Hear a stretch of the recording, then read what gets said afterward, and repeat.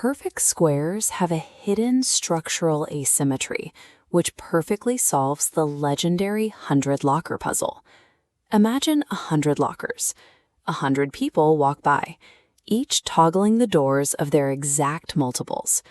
Which doors stay open at the very end? Let's zoom in on locker number 6.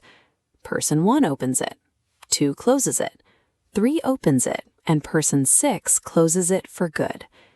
A locker is touched exactly once for each of its mathematical factors. To stay open, a door needs an odd number of touches. But factors almost always come in pairs, like 2 and 3 multiplying to 6.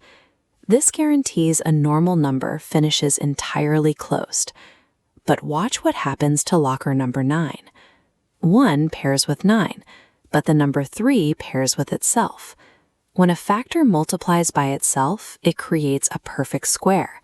This leaves one unpaired factor, meaning the door is toggled an odd number of times.